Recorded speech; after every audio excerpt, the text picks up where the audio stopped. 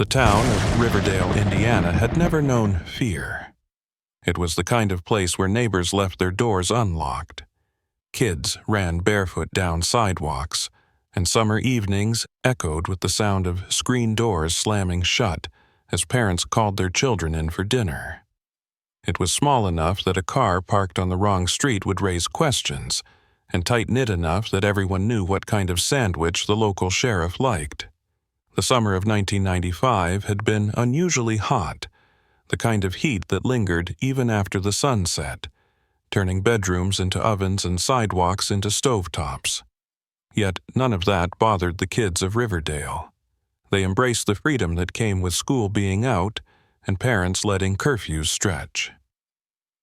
That July afternoon, 5 boys, all between the ages of 9 and 11, took advantage of that freedom in a way no one would ever forget. Jamie Whitmore was the ringleader of the group, known for his confidence and the way he could convince the others to do just about anything. Curtis McCoy, with his quiet demeanor and thoughtful eyes, often played the role of peacemaker. Malik Harris brought energy and laughter, always sketching something in his ever-present notebook.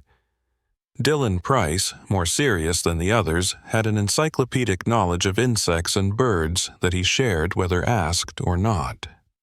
The youngest, Ethan Connolly, followed the others like a loyal shadow, eager to be included, and equally eager to prove he could keep up. That evening, they had walked together from a Little League game at the town field, 5 pairs of sneakers slapping against the pavement as they joked and teased each other under the lengthening shadows. They were seen buying ice cream from the corner store. The clerk remembered it clearly, especially Jamie's argument about whether chocolate fudge bars were better than creamsicles. It was one of those mundane moments that would later be dissected, endlessly replayed in every conversation and news report. With their treats in hand, the boys veered off the main road and toward an alleyway behind the old textile mill, a shortcut they had likely used before. The alley was narrow-bricked on both sides, with weeds poking through the cracks in the concrete. It led nowhere except to the back wall of the mill, which had been sealed off years earlier after a fire rendered the building unusable. Parents had warned their children to stay away from it. The structure was unstable, unsafe, and swathed in rumors no one ever confirmed, but everyone somehow knew. The boys did not care. To them, it was a secret passage, a piece of their summer kingdom. Later that night, none of them returned home. One by one, parents began making phone calls. At first, there was no panic, only confusion. It was common for the boys to sleep over at each other's houses, but when every parent confirmed their son had not come home, the fear arrived. It swept through the community like a storm. Police were notified. Flashlights and search dogs appeared before midnight. Volunteers combed parks, woods, basements, and rooftops. All efforts led back to the same place, the alley. That dead-end alley became the last known location of all 5 boys. In the middle of the cracked pavement, searchers found 5 ice creams lying side by side, untouched, still wrapped. They had not melted despite the heat. No ants crawled near them. It was as if someone had set them down and walked away, but no one had walked out. By morning, the entire town had turned into a search party. The local high school opened its gym for coordination. Flyers were printed and distributed in stacks. Helicopters buzzed overhead while townsfolk trudged through nearby fields and woods, calling names into the silence. The old mill was searched, cleared, and searched again. The alley was roped off the scene, treated as a potential crime scene, though there was no blood, no drag marks, and no sign of a struggle. Surveillance cameras were rare in '95, and none covered that alley.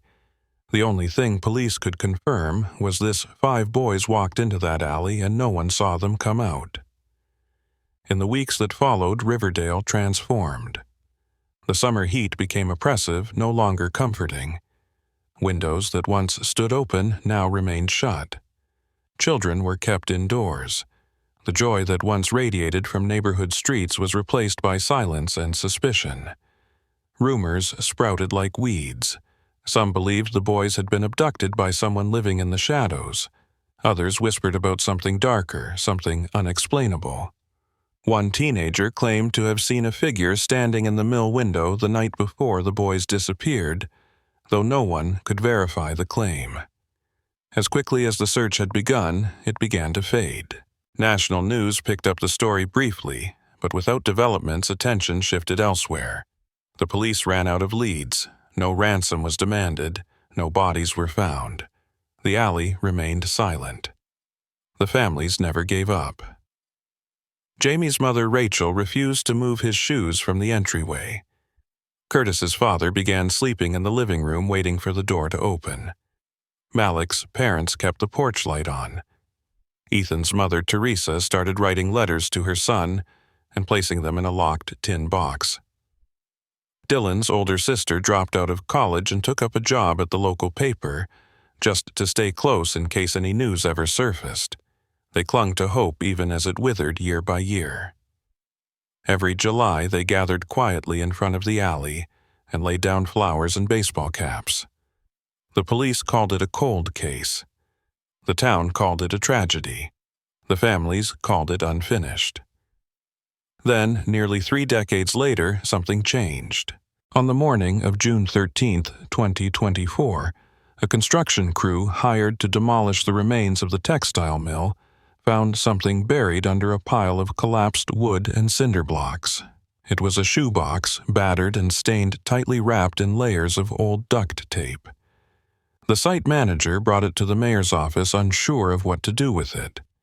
Inside the box were slips of paper, yellowed and fragile, each one bearing a name written in childlike handwriting.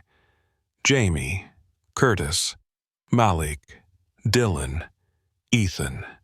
There were no last names, no other details. Just 5 names that everyone in Riverdale knew too well. No one understood how the box had gotten there. The area had been searched countless times, dug up, paved, and examined. Yet here it was. It was enough to reignite everything, and it was only the beginning.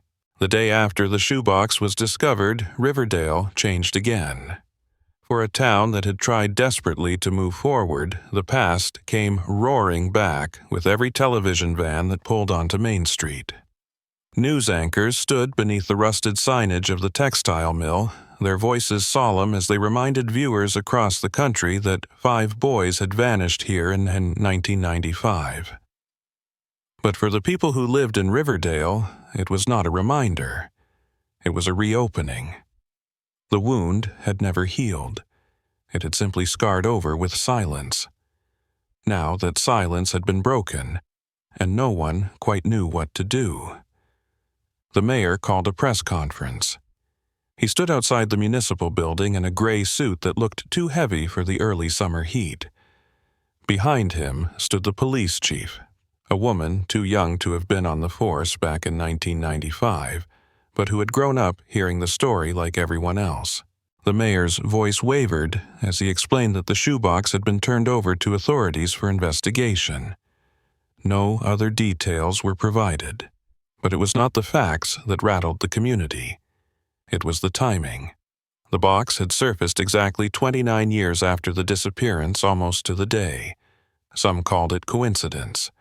Others, especially those who still visited the boys' memorial every July, did not believe in coincidence anymore. By evening, people were gathered outside the alley, drawn by something they could not name. Parents stood with their children, pointing at the bricked wall and murmuring the story once more. Candles began to appear, placed carefully at the edge of the alley's mouth. It felt like '95 again. Grief sat in the air like dust. People spoke in whispers, their voices filled with questions that no one could answer. How had the shoebox gone unnoticed for so long? Who had written the names? And why now? Among the crowd was Teresa Connolly, Ethan's mother. Her eyes scanned the faces of the people she had once considered neighbors. Many of them were new to town, unfamiliar with the details, but aware of the legend. Teresa had remained in Riverdale all these years, living alone in the same house, keeping her son's room untouched. When the shoebox was found, the sheriff called her personally. She had not cried. She had simply asked if they could bring it to her. They declined, saying it had to go through official channels. Still, she showed up that night. She stood with the others, but did not speak. People gave her space, unsure whether to comfort her or leave her to her thoughts. As the town braced for answers, the police worked behind closed doors. They brought in forensic experts to analyze the box. The paper was aged but intact. The ink had not faded. Each name was written on a separate slip, and each had a small number penciled in the corner. 1 through 5. The names were all spelled correctly, including Malik's, which had often been misspelled on school rosters. The handwriting was childlike but consistent. Investigators debated whether it was one child who wrote all 5 or multiple hands with similar writing. No fingerprints were found on the paper. The duct tape had degraded to the point where lifting any evidence from it was impossible. The box itself, a simple shoebox for boys' sneakers, was from a local store that had closed in the late 90s. When news of the investigation reached national outlets, new theories began circulating online. Some claimed the boys had orchestrated their own disappearance and were alive somewhere waiting for the right moment to return. Others suggested the box was a cruel prank by someone who had followed the case obsessively. The forums were flooded with speculation, but in Riverdale the theories felt hollow. The pain was too real to be reduced to puzzle pieces. This was not a game. 5 boys had disappeared, and no one had ever found them. Curtis's older brother, now in his 40s and living in Chicago, returned to town for the first time in over a decade. He stood outside the alley for hours, just watching the shadows shift across the bricks. He told a reporter he still remembered the last thing Curtis said to him before leaving for the game. It was something stupid about borrowing his Walkman. Curtis had never returned it. That detail, trivial as it was, haunted him. It made the loss feel fresh all over again. The town's school district reopened records from 1995. Teachers were interviewed. Friends of the boys, now grown and scattered, were asked to recall anything strange from that summer. A few remembered rumors about a janitor who left town the day after the boys vanished. He had worked at the middle school for less than a year and was never questioned formally. At the time, police had focused on local predators, transient workers, and outsiders passing through. But now, with the shoebox in hand, the scope was widening. 2 women, both retired, came forward with a memory that had gone unspoken for years. They had been walking their dogs near the mill that night and thought they saw flashlights moving behind the boarded windows. They did not report it at the time. The mill had always attracted teenagers looking for a thrill. But now, nearly 3 decades later, they wondered if what they saw had been more than mischief. Their recollection was vague, and the police noted that memory can become unreliable with time. Still, they filed it. As the investigation moved forward, the town held its breath. There was a sense that something had shifted, that the past was no longer safely buried under layers of time and forgetting. A group of local parents formed a committee to advocate for transparency from law enforcement. They met weekly at the town library, organizing petitions and attending council meetings. Their children had not been among the missing, but they recognized the ache in their neighbors and wanted answers too.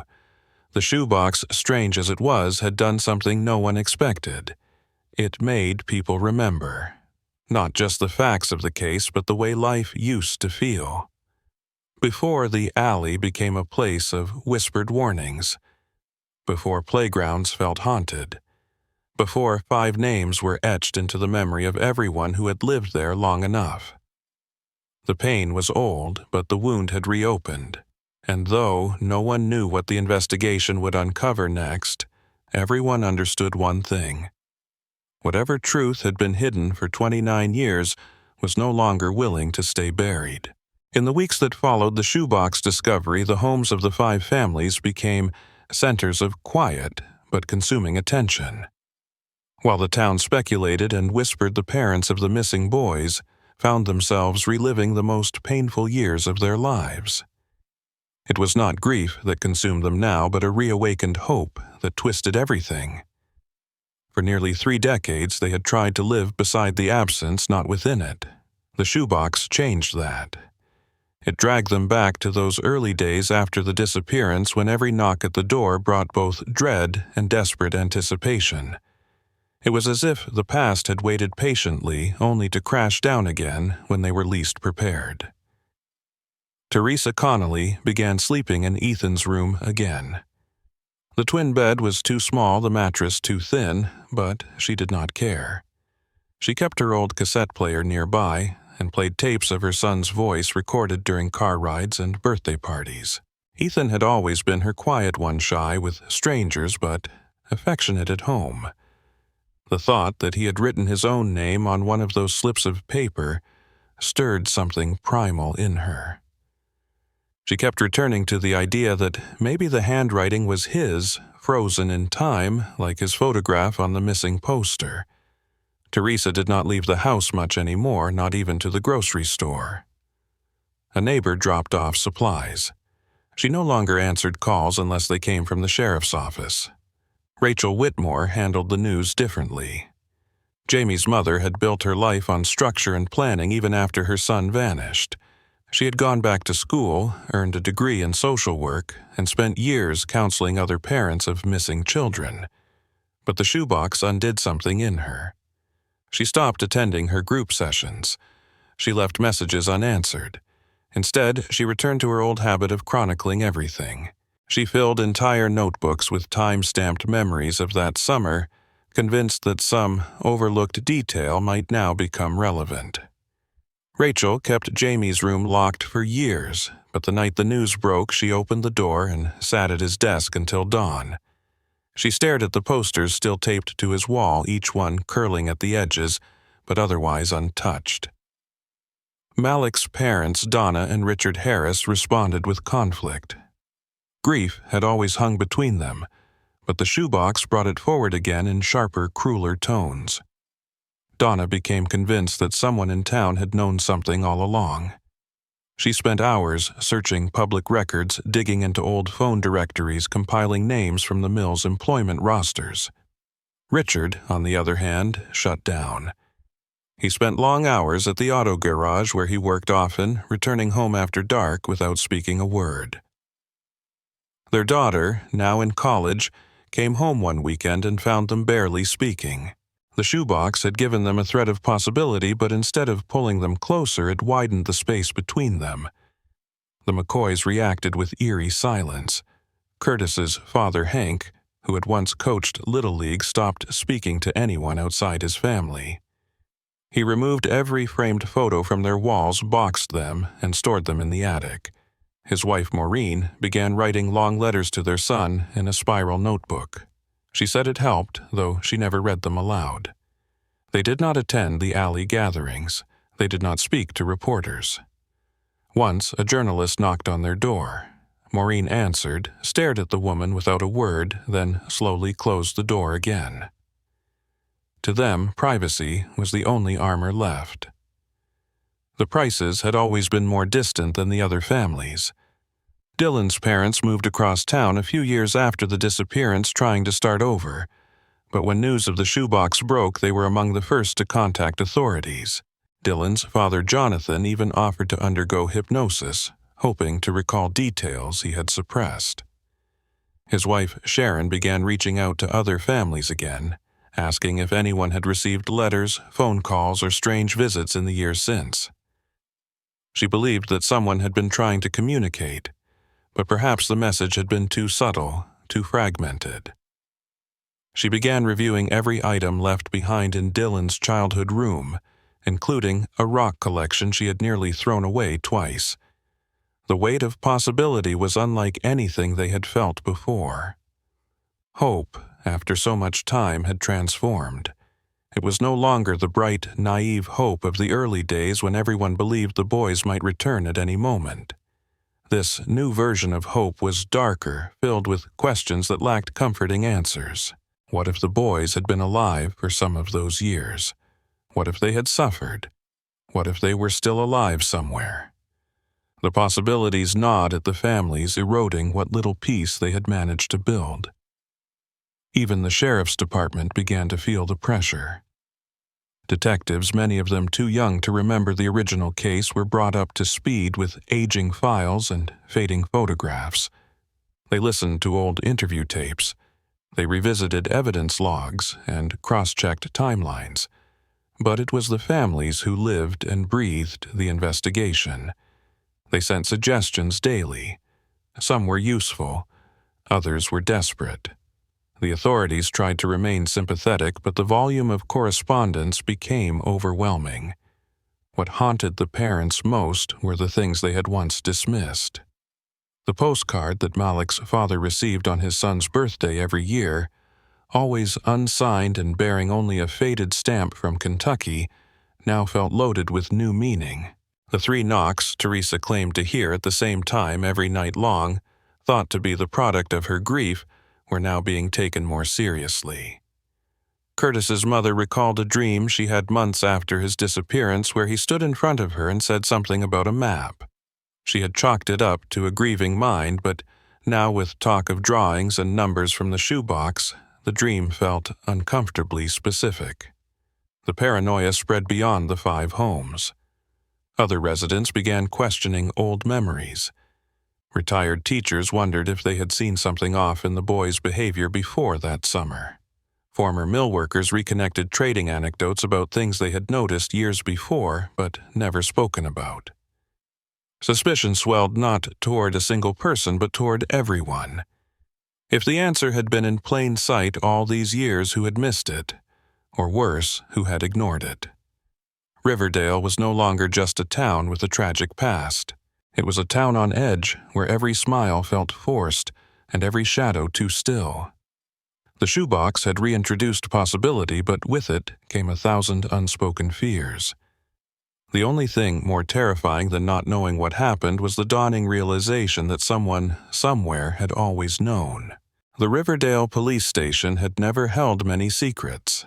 It was a modest brick building tucked beside the library with a faded American flag and a sign that had not been replaced in over 20 years. Inside filing cabinets outnumbered desks, and time moved just a little slower. In the weeks after the shoebox discovery, that slow pace vanished. Detectives, some newly assigned, and others seasoned by decades of quieter cases, worked late into the night. The old missing persons files were dusted off and laid out like relics on every flat surface. Photos of the 5 boys, grainy and slightly faded, were pinned to corkboards next to witness statements, maps, and records long believed to be irrelevant.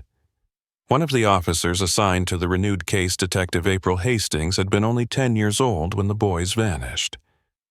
Her older brother had gone to school with Dylan Price.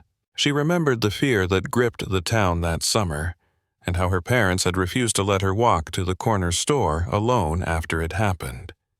Now, nearly 30 years later, she sat in a dim office, her hands covered in latex gloves, reading over reports her predecessors had signed in blue ink. She moved methodically, highlighting inconsistencies and odd omissions. One particular file caught her attention, an unmarked envelope containing a single page from a student disciplinary record. The name on it had been redacted. What stood out was a handwritten note in the margin. It read simply, "Watch who takes a long way home." April brought the page to her supervisor, Captain Emery, a stern man who had started in the department a year after the disappearance. He studied the note and nodded without speaking. Later that evening, he retrieved a storage key from his desk and led her to a locked basement room beneath the station. Inside were rows of metal shelves holding boxes labeled with numbers only the oldest officers would recognize. Most of them contained case files from the 1970s and 80s, but a small section was marked 95 boys, sealed and untouched for years. They opened each box carefully. Some held crime scene photos, Polaroids taken in the alley and around the mill, each with timestamps and scrawled notes. One image, a wide-angle shot of the alley's bricked wall, showed what looked like fresh scuff marks on the mortar near the top. Another photo revealed a faint outline of a shoe print halfway up the wall, odd considering the wall was thought to be unreachable without a ladder. The original report mentioned no ladder had been found at the scene. More troubling were the taped interviews with potential witnesses. April listened through a dozen of them over several nights. One stood out, a custodian at the middle school named Glenn Davison. His voice was gravelly, and he spoke with hesitation. He claimed that in the weeks before the disappearance he saw the boys lingering after school in the east stairwell, the one closest to the back exit. He said he heard them talking about something they were building. He never elaborated, and the transcript ended abruptly. The next note in the file read, "Davison left town unexpectedly the following day." A check of employment records showed that Glenn Davison had been hired in October 1994 and terminated in July 1995, just 3 days after the boys disappeared. No exit interview had been conducted. His address listed a nearby trailer park, but the lot was now empty and overgrown. The name did not appear in any official follow-up logs. April traced a paper trail to a utility record in Kentucky, the same state from which Malik's father had received the yearly postcards. In a separate box, April found a spiral notebook labeled Community Tips, Unsorted. The handwriting inside varied, some names signed, others anonymous. Several entries described strange sightings near the mill at odd hours, but one page was dated July 6, 1995, the night before the boys vanished. It read, "I saw 5 kids behind the mill again. They had a flashlight and were laughing. Looked like they were carrying something long, like a pipe or rod. Looked like they were sneaking in. I hope they don't hurt themselves." No one ever followed up on that note. It had never been cataloged or filed. It was as if it had slipped through the cracks of urgency buried under the chaos of the early search. April placed a tab on the page and stared at it for a long time. She thought about the families waiting for something that could explain what had happened. Every forgotten clue now felt loaded with unbearable weight. As the investigation progressed, Captain Emery brought in an external analyst named Marcus Fielding, a retired detective who had worked cold cases in Illinois. Marcus was known for re-examining procedural failures. He quickly spotted a second discrepancy. A list of items recovered from the alley listed a blue baseball cap presumed to be Jamie's, but the cap was never logged into the official evidence database. A photo of it existed, but no physical record could be found. Calls to the evidence clerk from that time went unanswered. The clerk had died in 2012, his personal notes long discarded. The deeper they dug, the more April felt the heavy hand of regret pressing down on the case. It became clear that not all errors were innocent. Some leads had been dismissed without reason. Others had been quietly set aside due to limited manpower, public pressure, or internal bias.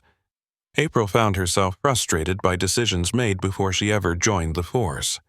But she also understood the human tendency to seek closure quickly.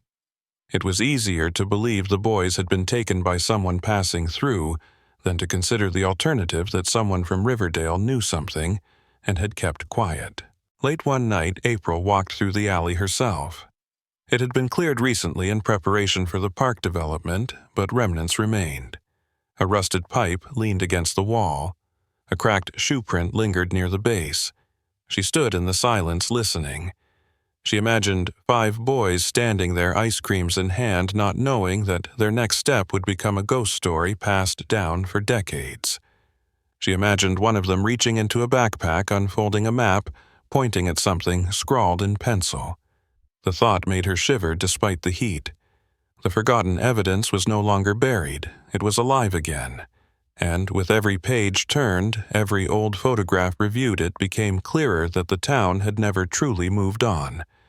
It had simply grown quiet in the presence of unanswered questions. But now, with the weight of memory pressing down and the fragments of the past being stitched back together, the regret was no longer silent. It was speaking through the margins, through old notes and unexplained omissions.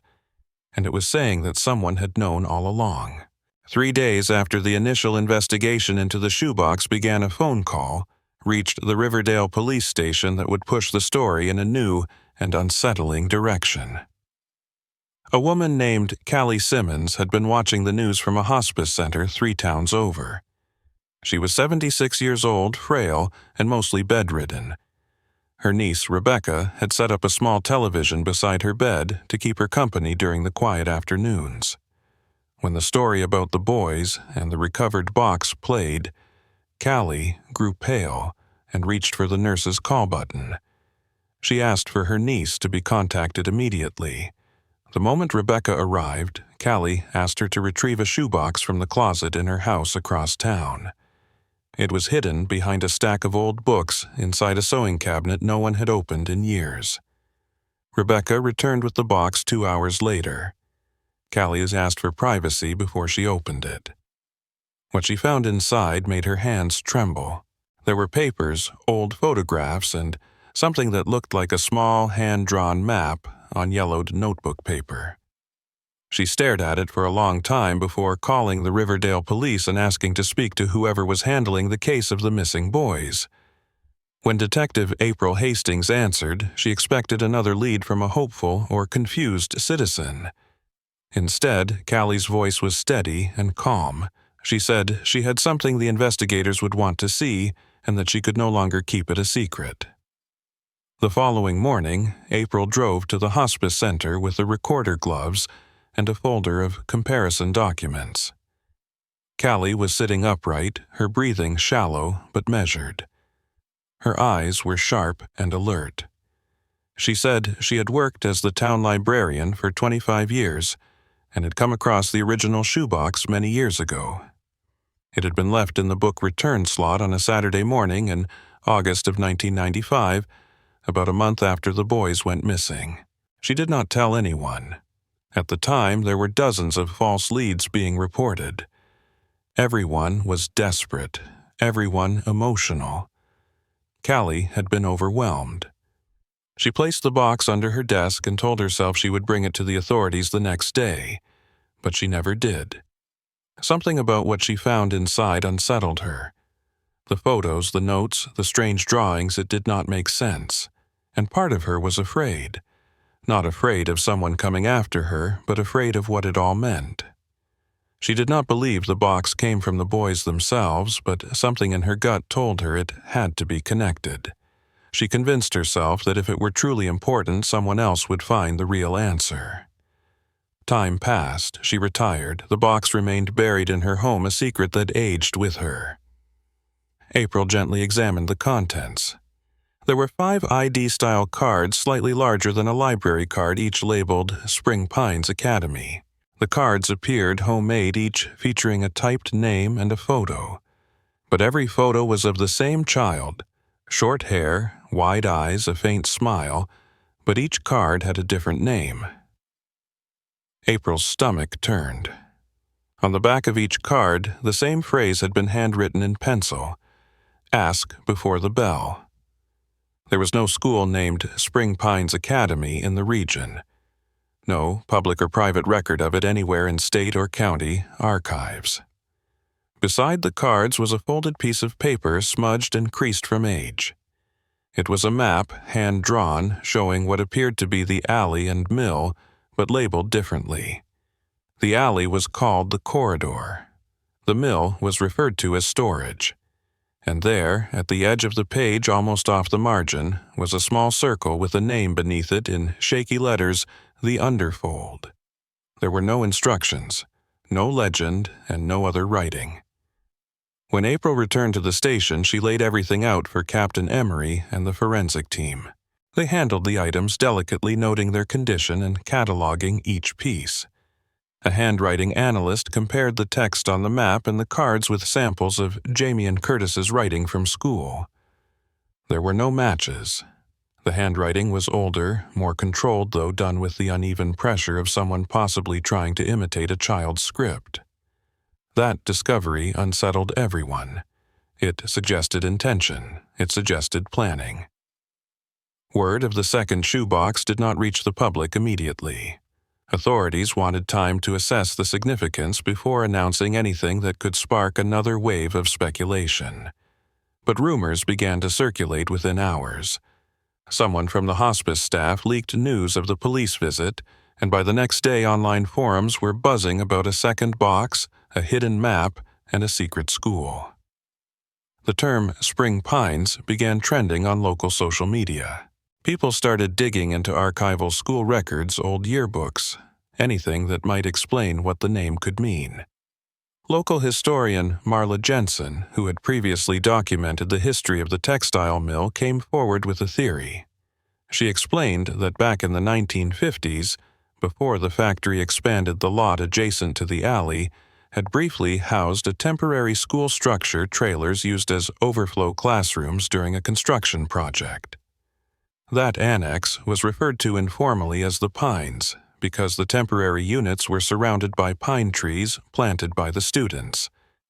The records of that short-lived site were sparse, mostly anecdotal, but enough to add credibility to the idea that the name Spring Pines may have originated from that forgotten annex. April and Captain Emery returned to the alley and began looking at aerial photographs from the 90s. A few grainy, black and white images showed outlines of small structures that no longer existed just beyond the brick wall at the alley's end. It raised a new possibility had the boys somehow found access to a space no one remembered. Could there have been an old tunnel, a storm drain, or a storage crawlspace beneath the mill that led them there? Had they gone willingly, the shoebox had given them new questions, but no solid answers. Still, for the first time in years, the investigation felt alive. It felt directed. The idea that someone had created fake ID cards, drawn a secret map, and left it for someone to find pointed to more than just tragedy. It pointed to design. And design meant motive. It meant someone had been trying to send a message. If so, the question that now haunted the team was simple. Had they waited too long to understand it? The map, recovered from Callie Simmons's shoebox, became the center of everything. It was examined under various lighting conditions, scanned enlarged, and carefully reconstructed by analysts who specialized in geographic forensics. It was clear from the start that this was not a child's creation despite the uneven lines and amateur markings. The labels were deliberate. The handwriting was small but legible, placed with care. The landmarks matched elements of the real Riverdale layout in 995, including structures that no longer existed. What startled the investigators most was how accurately it depicted the alley, the rear of the mill, and the surrounding terrain down to an oddly shaped gravel path that had been paved over 20 years ago. Whoever made the map knew the area well. It was not fantasy. It was a hidden version of the town drawn by someone with access and intention. Forensics teams uncovered something unexpected when they placed the map under ultraviolet light. Faint text emerged in pale green ink just outside the main boundary of the alley section. It read, "Turn back, they belong here." The message was small, partially smudged, but unmistakable. It had been written in a style consistent with water-based invisible inks popular in science hobby kits during the 1980s and 90s. It suggested a level of planning that unsettled the detectives. Someone had wanted the message to be hidden, unless someone knew exactly how to look for it. But why go to such lengths to obscure that warning, and what did it truly mean? April Hastings returned to the trail of notes and files she had been combing through in the police basement. One file referenced an old child welfare case from 1962, involving a boy who had gone missing for 3 days and returned claiming to have found a place beneath the town that he called the Underfold. The boy was only 9 years old at the time, and his claims were dismissed as imagination sparked by trauma. He spoke of stairs that went downward, even though he started outside of voices that whispered his name, and of walls that felt warm to the touch. He said someone gave him bread and told him to leave before the bell rang. The file had not been accessed in over 2 decades, and the boy had since passed away. Still, the overlap in terminology. The Underfold was too specific to be coincidence. April met with Marla Jensen again, asking for any mention of similar names in town folklore. Marla flipped through her archive of interviews and discovered an entry from a former mill worker named Francis Bowen. In an NT7 interview, Francis mentioned that beneath the mill there were old utility passages built during the Second World War. They were never officially recorded in blueprints because they had been added hurriedly to support emergency operations when the factory produced textiles for military uniforms. He claimed these tunnels were sealed in the early 70s, though no one followed up to confirm. He referred to them as the folds because of how the hallways twisted and turned beneath the foundation. According to him, some kids had gone exploring in those tunnels during the 80s, but came out rattled, talking about odd symbols and tiny locked rooms with no windows. By the end of the week, April had confirmed that a series of concrete access points once existed behind the mill and had been capped with metal covers. Most had since been buried under gravel and cement during various stages of construction. A crew was called to excavate the northeast corner behind the alley, an area marked on the original map with a faint X. It took 2 hours of digging before they found something. Beneath 6 inches of packed soil was a corroded steel cover roughly 3 feet in diameter bolted shut. It had not been moved in decades. The bolts required special tools to remove due to corrosion, and even then the hatch creaked and resisted. When it finally opened, the smell was immediate. Damp air mold and something else. Not decay, but the thick scent of air that had not moved in years. The tunnel below led down a short spiral of concrete stairs. The steps were narrow, the ceiling low, forcing most of the crew to crouch. The air grew colder the deeper they descended. The tunnel branched after 20 feet, leading to 2 doorways and what appeared to be a storage room. Inside that room were remnants of old military crates, empty lockers, and rusted furniture. On the far wall, someone had drawn a crude sun in black crayon surrounded by 5 figures holding hands. The mural was faded but visible childlike in execution, and eerily similar to drawings previously found in Malik's school notebooks. On a shelf beside the wall was an empty bottle of chocolate milk, the brand discontinued in 2001. The team moved carefully, documenting every inch. No sign of recent activity was found. No footprints, no personal items, no indication that the boys had been there recently or at all. But the symbols, the mural, and the tunnel's existence created a new theory. What if the boys had entered the tunnel willingly? What if they had known about it, or had been shown it by someone they trusted? And what if for some reason they never came out? The theory did not explain everything, but it shifted the focus from abduction to misdirection. It suggested the boys were led away from visibility, not taken by force, but perhaps by invitation. Back at the station, April laid out the photos of the tunnel, the mural, and the items found inside. She traced their positions on the map, noting how the lines lined up almost perfectly. The original drawing was not fantasy. It was a guide. But a guide to what purpose, and why leave it with false school IDs and warnings? If someone had wanted to help, why hide it for nearly 30 years? The answers remained elusive, but one thing was now undeniable. The map should not have existed, yet it did. It contained knowledge that only someone intimately familiar with the town's forgotten spaces could have drawn. It provided a link between the boys, the old mill, and something long buried beneath the surface of Riverdale. The revelation deepened the mystery and broadened the scope. Investigators were no longer dealing with a disappearance rooted solely in chance. They were now confronting the possibility that everything had been planned from the beginning. A week after the tunnel beneath the mill was discovered, a former substitute teacher named Victor Randall walked into the Riverdale police station unannounced. He was 71 years old, wearing a frayed flannel shirt and khaki slacks. His posture was stooped, but his voice was clear. He asked to speak with someone about the disappearance of the boys.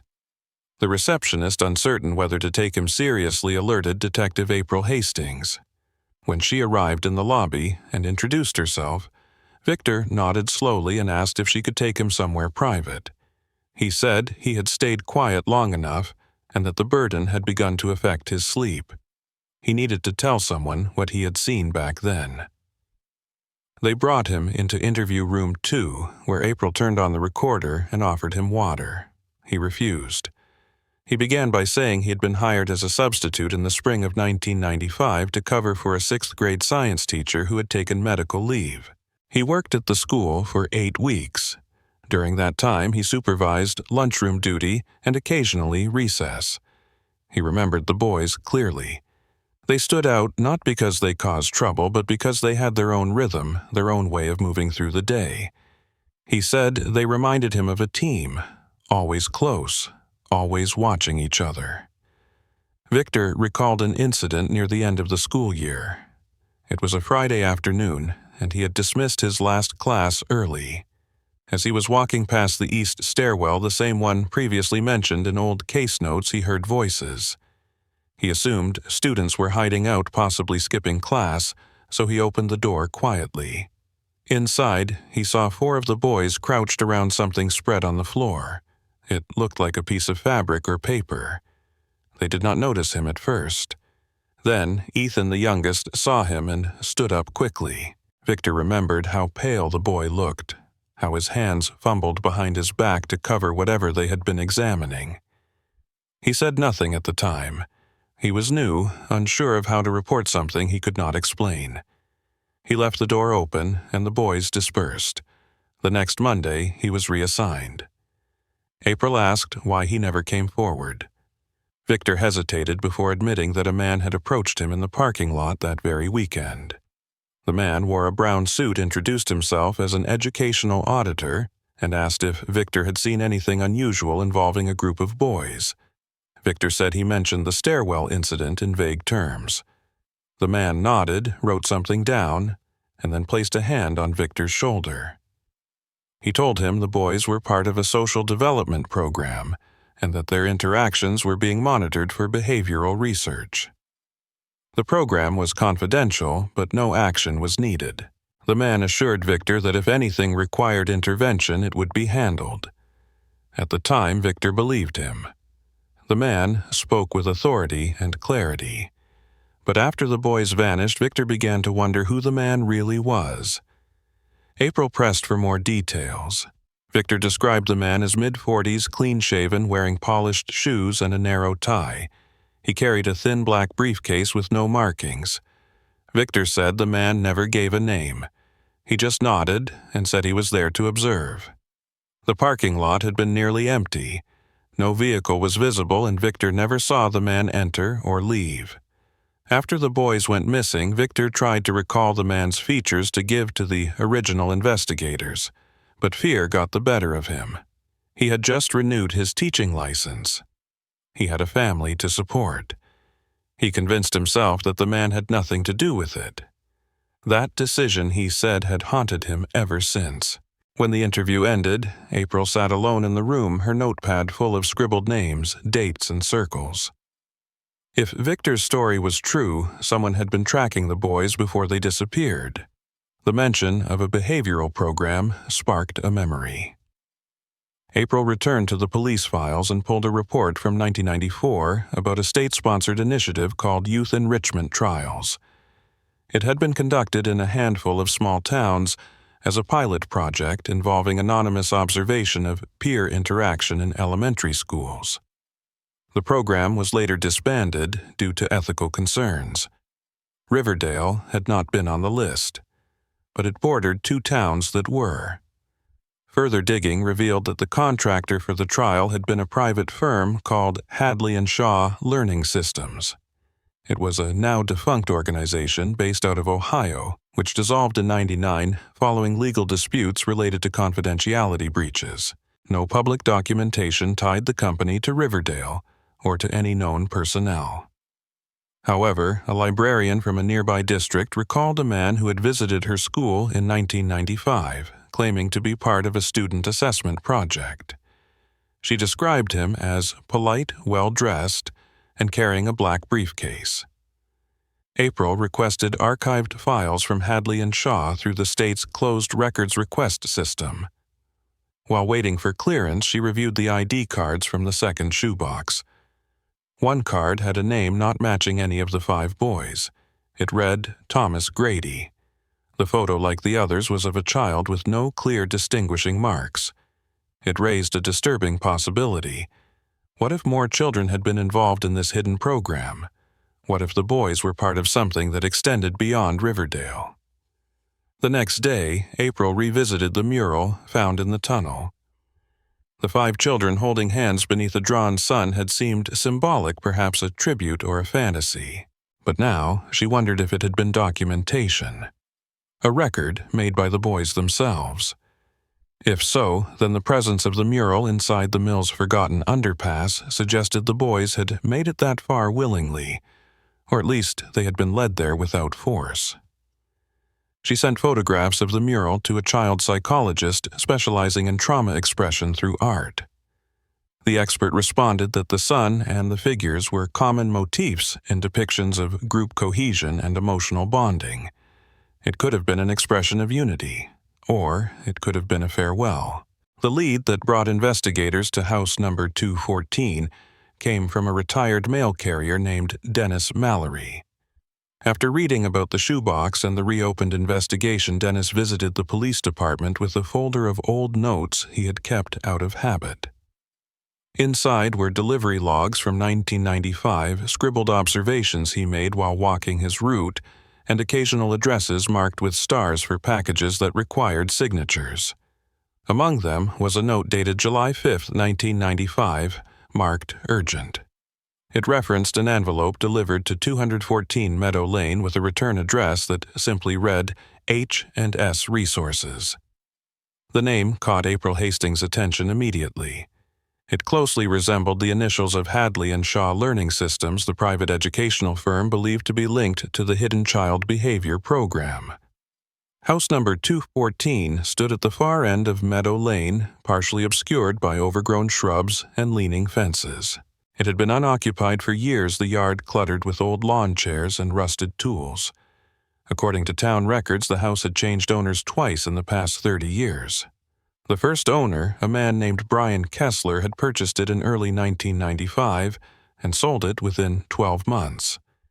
The second owner, a widow named Loretta Madsen, had lived there until her death in 2008. Since then, the house had remained vacant. April obtained a warrant with the help of the district attorney, citing its potential connection to the missing children case. On the day of the search, a forensic team accompanied April and Captain Emery.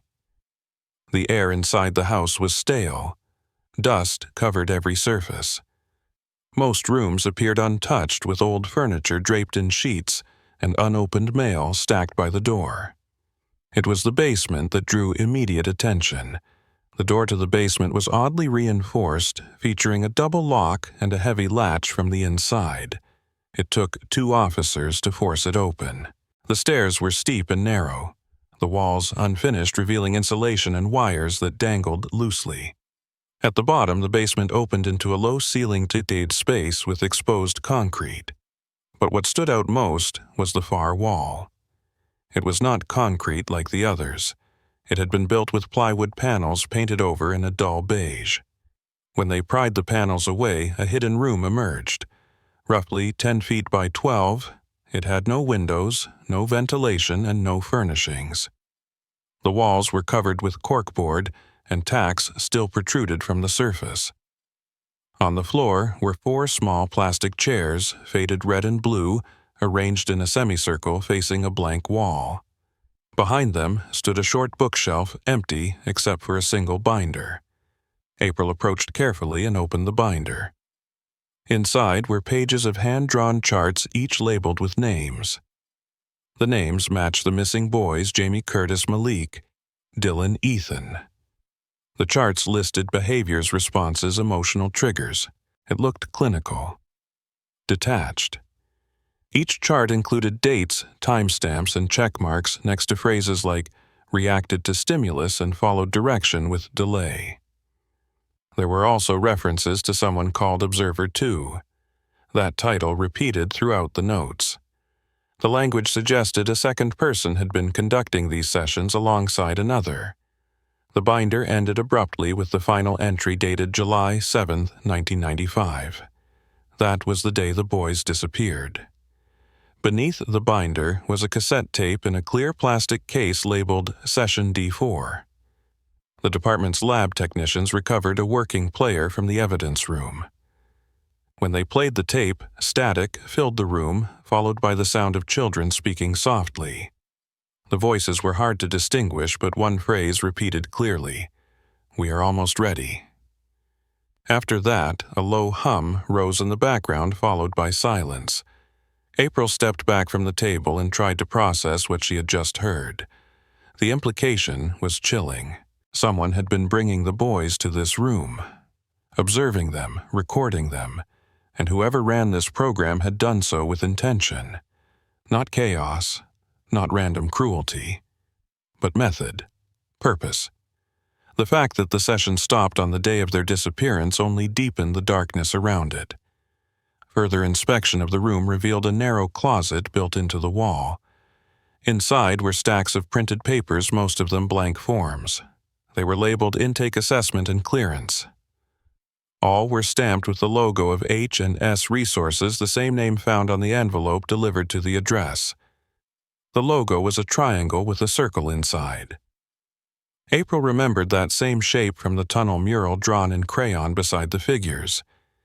It was no longer speculation.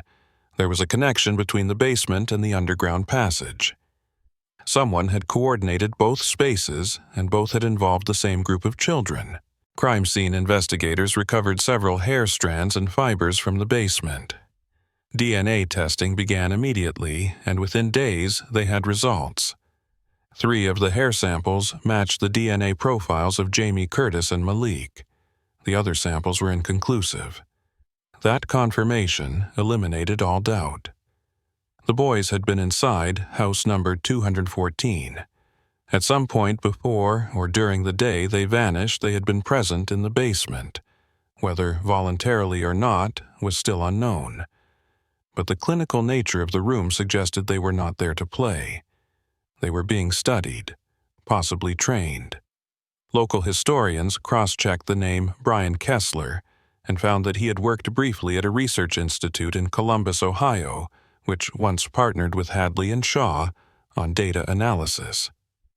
The records were sparse and Kessler's current whereabouts were unknown. No forwarding address existed. His name had not appeared in any previous investigations. April issued a formal request to the Ohio Bureau of Investigation to locate him, labeling the request as high priority. In the meantime, she continued reviewing the binder, searching for anomalies in the patterns. She noticed that while each boy had multiple entries, Ethan had fewer. His sessions were shorter. Some pages were even blank. She wondered whether he had refused to participate or whether he had been excluded for some other reason. Detective April Hastings sat alone in the forensics lab, headphones pressed tight against her ears as she listened again to the grainy audio from the recovered cassette marked Session D4. By this point, she had memorized nearly every second of the recording. The overlapping voices of the children were familiar, each uttering brief phrases, hesitant laughter and small declarations spoken too softly to fully understand. But it was not their voices that drew her attention this time. At the 2-minute and 50-second mark, buried beneath the hiss of old magnetic tape, came a calm adult voice speaking 3 short commands spaced evenly apart. The man said, "Begin," then pause, then continue. The cadence was formal but unhurried, a tone that held authority without raising itself. April froze. It struck her with unsettling certainty that she had heard this voice before, not in the context of a suspect but in a setting more ordinary. That familiarity made it all the more disturbing. She played the segment again this time, turning off the lights, closing her eyes, and letting the voice guide her memory until a name surfaced without invitation. George Layton. George Layton had not appeared in any recent interviews or active files, but April remembered seeing his name in a personnel document during her earlier review of the youth enrichment trials. He had been listed as a curriculum advisor for the Riverdale School District in the early 90s and was quietly removed from staff records the year after the boys vanished. He had not been formally interviewed during the original investigation. No one had flagged him as suspicious, but something about that voice kept pulling April back. She searched public databases and found that George was now living in a nearby elder care facility, having been admitted 3 years prior, following a minor stroke that left him with limited mobility but clear cognition. She did not wait for backup or formal clearance. Instead, she drove directly to the retirement center located 2 towns over, requesting an unannounced visit with the man whose voice still echoed in her mind. The receptionist led her through a quiet hallway painted in soft, neutral tones and lined with framed prints of wildflowers. Room 112 was small but neat, with a single recliner facing a muted television and a window cracked just wide enough to let in the scent of pine trees. George Layton turned slowly as she entered, his eyes pale with age but steady in their gaze. April introduced herself and explained she was a detective working on a reopened case from 1995 involving 5 boys who had disappeared. At the mention of the year, his mouth tightened and his hands moved slowly across the arms of his chair, as if bracing for something familiar but unwelcome. She produced a small recorder, pressed play, and allowed the voice from the tape to fill the room. George flinched slightly, just enough to confirm that he heard it, recognized it, and most likely remembered the moment it had been recorded. April leaned forward and asked him whether he had worked for a firm called Hadley & Shaw, whether he had been in Riverdale during that summer, and whether he had ever been involved in monitoring children under the guise of a school program. George's voice came slowly, haltingly, but with enough clarity to form the picture April feared. He admitted that he had been assigned to observe the boys, though he claimed he had never understood the full extent of the project. He said he was told it was part of an academic pilot involving social mapping and cognitive assessment. He described a group of children chosen not randomly, but for their complementary psychological traits, selected to form what was referred to in the internal paperwork as a dynamic developmental cluster. He insisted he had only monitored their behavior, taken notes, recorded sessions, and submitted reports through an encrypted courier system. When asked who had initiated the program, George shook his head, said he had only known them by title, not by name. He mentioned that someone else had overseen the operational decisions and that he had never met the children outside the monitored environment. But then he said something that made April sit back in her chair. He said the boys were not removed for safety reasons. They were removed for closure. The word closure left April shaken. It was not a term commonly used in child psychology. It was administrative. It implied that the project had reached its end not because of concern or intervention, but because a decision had been made that no further observation was necessary. It implied a finality that had never been granted to the parents or the town. She pressed further, but George began to tremble. The nurse entered gently, signaling that the session had to end. April stood leaving behind a copy of the mural found in the tunnel, the 5 boys drawn in crayon, holding hands beneath a crooked sun. George looked at it, but said nothing more. Back at the station, April returned to the extra ID card recovered from the shoebox. It bore the name Thomas Grady and featured the same child's photo used on the other cards, though the name had never matched any known victim. The surname Grady now triggered something new. In George Layton's employment file was a letter of reference signed by a man named Stanley Grady. Further research showed that Stanley had been a regional project manager for Hadley & Shaw during the early years of the youth enrichment trials. He had a registered address in Arizona and died in 2005, but public records revealed that he had a son named Thomas, born in 1983 with no subsequent school or employment records under that name. April began cross-referencing student files and found a trace of Thomas Elliott enrolled briefly in a school 30 miles from Riverdale in 1994. The file noted an experimental status with no forwarding details following his withdrawal.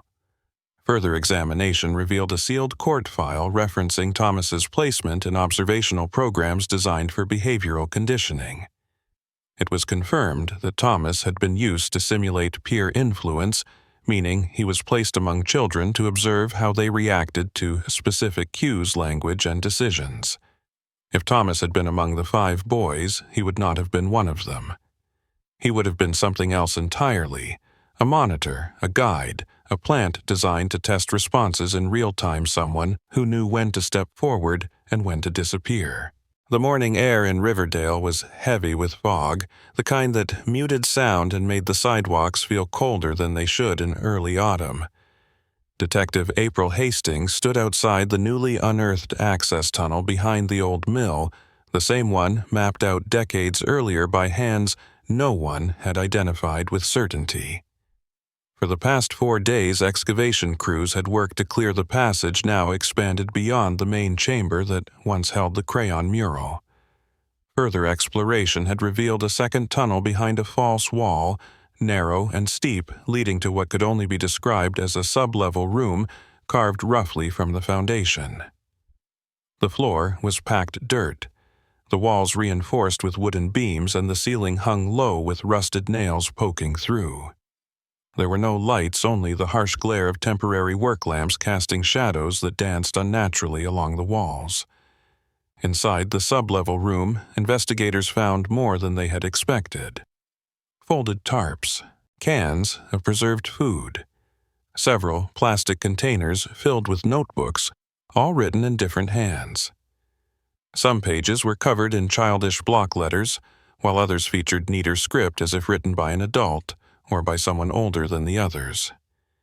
Each notebook began the same way, with a list of 5 names: Jamie, Curtis, Malik, Dylan, Ethan.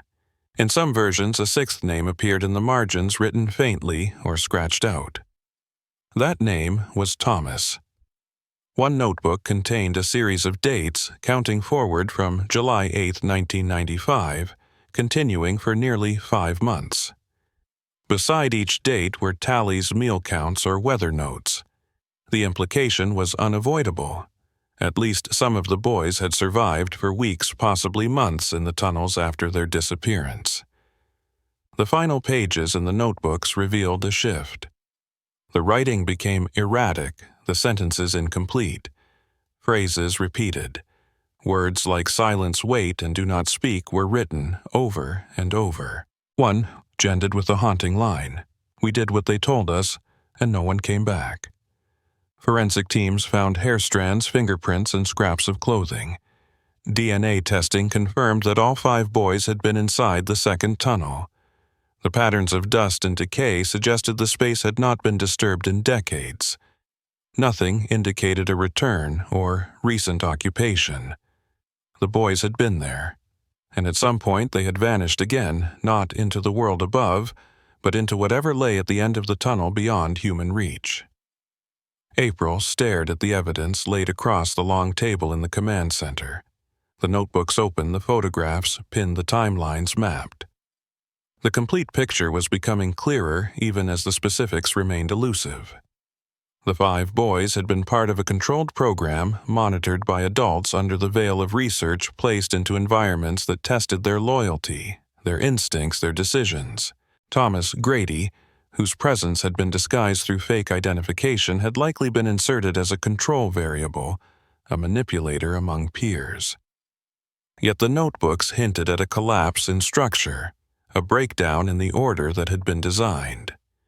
Whether Thomas had abandoned them or suffered the same fate remained unknown. No remains were ever found. Only the echo of presence, the trace of time passing underground recorded by children who had been taught to observe themselves without question. The emotional weight settled heavily over the town once the findings were made public. The families gathered in the town hall, seated in rows beneath dim lights facing a wall of faces they had not seen in years. April addressed them with steady words, laying out what they now knew, what they could prove, and what still remained buried in uncertainty. She spoke not only as a detective, but as someone who had lived in Riverdale her whole life, who had walked those same streets as a child who had known fear when those boys had vanished. She told them the boys had not been taken by chance. They had been selected by people who should have protected them. They had been watched, guided, and eventually hidden by a system that never should have existed. There were no monsters, only institutions without conscience, projects built on theory, and adults who never asked whether the plan should be carried out in the first place. Some parents wept quietly while others sat stone-faced. A few left the room when April began reading excerpts from the notebooks. But one woman, Curtis's mother, remained seated with her hands folded tightly. When April finished, she stood and spoke. She did not ask for justice. She did not ask for punishment. She asked only that her son be remembered not as a file or a photograph, but as a boy who had made someone laugh, who had shared his sandwich on the school steps, who had come home with grass stains on his jeans and once lost a tooth while climbing a fence. She asked that the town never again look away when something strange lingered at the edge of its streets. Her voice did not tremble. Her grief was steady, earned through years of silence. In the weeks that followed, Riverdale did not return to normal. It adapted. The alley where the boys were last seen was converted into a memorial garden. The mural from the tunnel was replicated and painted on the side of the community center, the same sun, the same 5 children holding hands. Underneath, a plaque was installed with their names and a message. It read, "They waited for us to remember. Now we remember." April continued her work, though the case officially transitioned from open investigation to historical resolution. There were no charges. Most of the individuals involved were deceased, and the corporations had long since dissolved. There was no court to try what had happened, no law that accounted for what had been done in the name of research. But closure came not through prosecution, but through the acknowledgement of truth. The town knew. The parents knew. And the boys, wherever they had gone, were no longer lost in silence. On her last visit to the tunnel site, April walked alone to the chamber where the mural had first been discovered. She sat on the cool ground and placed her hand on the concrete. The air was still. She closed her eyes and listened not for answers but for memory. In her mind, she saw 5 boys running past the mill, laughter rising above the wind, unaware of how close they stood to the edge of something no child should face. She imagined them not as victims, but as brave and loyal children who followed trust into the unknown and left behind their truth in pages others would one day find. If you found this story gripping, make sure to like and subscribe so you never miss our next mystery. We would love to hear your thoughts about the plot and where you are watching from. So drop a comment below and join the conversation.